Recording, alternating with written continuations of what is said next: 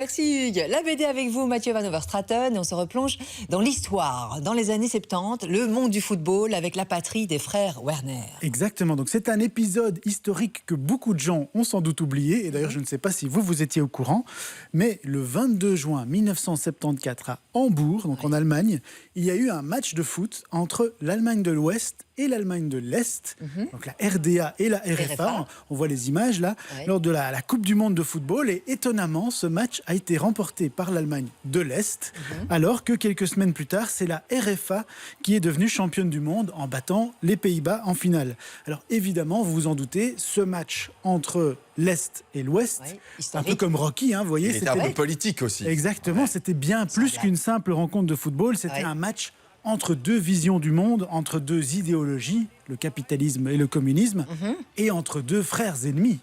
Oui, c'est ça. Donc j'imagine que c'est assez fidèle, la patrie des frères Werner. C'est quoi en fait? On revient sur le match, on revient justement sur tout ce qui est on parle politique. notamment du match, mais ça va bien au-delà du match, puisque dans cette BD, La patrie des frères Werner, les auteurs, donc Philippe Collin et Sébastien Goethals, ils racontent ce match, mais aussi tout un pan de l'histoire de l'Allemagne et quelque part donc aussi de l'Europe, à travers le destin de deux frères, donc Konrad et Andreas Werner, donc les frères Werner, voilà, qui sont chacun infiltrés dans l'entourage d'une des deux équipes pour espionner les joueurs.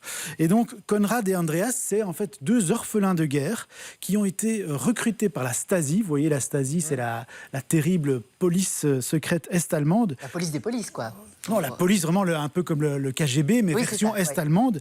Et ils étaient inséparables, mais ils ont dû apprendre à vivre l'un sans l'autre parce que Konrad, donc l'aîné des deux frères, il a été envoyé à l'ouest, donc de l'autre côté du mur, comme taupe pour infiltrer la RDA. Et du coup, les deux frères, qui étaient pourtant très proches, ils ne vont plus se voir pendant 12 ans, jusqu'à ce fameux match RDA-RFA. Et leurs retrouvailles, elles ne vont pas forcément être évidentes, puisque celui qui est resté à l'Est, Andreas, il va découvrir que celui qui est passé à l'ouest, Konrad, maintenant il vit dans le confort d'une société capitaliste, une belle maison bourgeoise avec sa femme et ses enfants.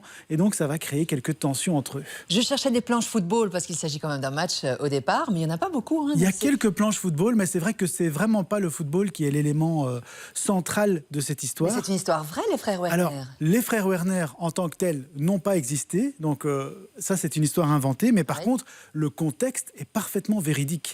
Et on retrouve aussi les vrais personnages, les vrais joueurs des équipes d'Allemagne de l'époque, Franz Beckenbauer, Paul Breitner. Et c'est très historique parce que le scénariste, Philippe Collin, il a fait des études d'histoire. Et aussi, la bande dessinée se clôture par un petit dossier historique qui revient sur justement ce fameux match, sur la Stasi, sur l'Allemagne de l'Est. Donc c'est vraiment un témoignage assez passionnant parce que ça raconte 30 années de l'histoire d'Allemagne après la Seconde Guerre mondiale, depuis la fin du conflit, donc la destruction de Berlin en 1945, jusqu'à cette fameuse Coupe du Monde de football. Et du coup, on apprend plein de choses, et notamment les méthodes utilisées par la Stasi, par la RDA, pour recruter des gens et pour façonner toute une génération de jeunes Allemands de l'Est. Mais elle va plaire à qui cette BD? Pas aux amateurs de football, plutôt aux amateurs d'histoire. Alors, les amateurs de football qui aiment aussi l'histoire peut-être. Mais je pense il y en a certainement. Mais je pense que c'est une BD qui va plaire surtout aux amateurs d'histoire. Cela dit, il faut quand même préciser, c'est pas pour autant un cours d'histoire ennuyeux, c'est pas... C'est ça la magie de la BD ça reste aussi. quand même une bande dessinée bien racontée, ça reste très plaisant à lire. Et en fait, les auteurs de cette BD, ils ont fait avant celle-ci une autre BD historique qui s'appelait Le Voyage de Marcel Grob, qui racontait le destin un peu tragique d'un jeune Alsacien enrôlé par l'armée allemande. Et donc, tous ceux qui ont aimé Le Voyage de Marcel Grob, qui est une BD qui avait eu pas mal de succès, clairement, ils devraient aimer aussi La patrie des frères Werner. Un mot sur les traits, le dessin, c'est dès le départ, c'est assez noir et blanc. Voilà, mais c'est un dessin pas très coloré. C'est un dessin assez réaliste, assez classique, signé par Sébastien Goethals. Ce qui est intéressant, c'est que c'est à la fois très classique et en même temps très personnel, notamment grâce à ses couleurs. Et c'est lui qui avait signé, peut-être que vous vous en souvenez, il y a quelques années, une adaptation d'un roman de Thomas Gunzig, donc Manuel de survie à l'usage des incapables. On parle de roman aujourd'hui, en voilà un.